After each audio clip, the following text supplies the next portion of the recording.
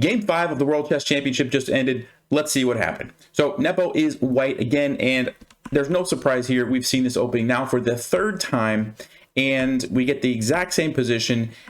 We have seen h3, and we saw a4 last time. Nepo apparently liked the way that game went, so he goes for a4 again. Now, last time Magnus played bishop b7. This time, he changes it up with rook to b8. And we actually get a little bit of a different position here. So this gets captured, and one thing that I personally, I don't know that I agree with here is that white immediately gets control of this open a file. And so that's kind of, now the knight does control, the bishop controls, so there's not really anywhere that the rook can go to immediately.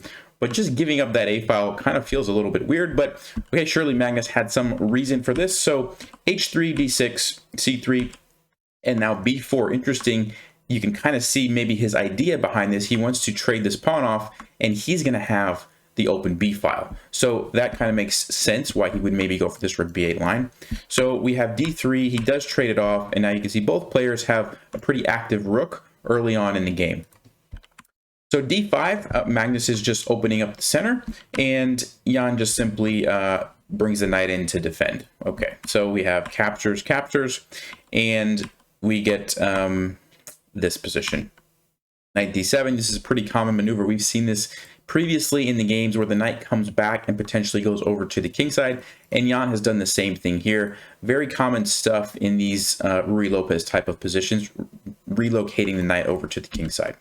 So knight g6 and bishop e3. Okay, and now we get a whole bunch of trades here. So Magnus decides to just go ahead and trade the queens, which, again, I was hoping that maybe one of these games we won't see a queen trade so early, but yet again, we get queens coming off the board and a pair of rooks, and we get this relatively equal position. The engine actually says 0-0-0 from here on out, and there's a lot of maneuvering. It almost looks right around here like white is getting some pressure on this d6 square. So there's 3 pieces lined up, and Jan's trying to win a pawn, but Magnus has it well defended and plays it pretty nicely. There's really not much going on here, and we end up getting this position where Magnus brings the rook over to the a file.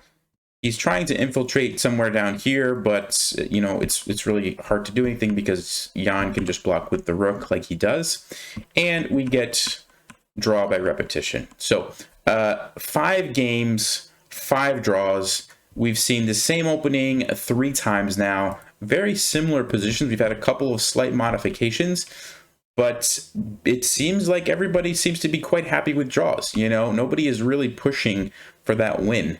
And so, I don't know. So I wish I had some really exciting things to tell you guys, but unfortunately, this is what we have. Players right now seem to be okay with a draw. Neither player is really willing to commit and send the game into uncharted territories and push for that win. Of course, at some point in the match, we will see that. They can't just keep drawing forever, but that's what we have. 5 games, 5 draws. So I will see you guys in game 6. Stay sharp, play smart, take care.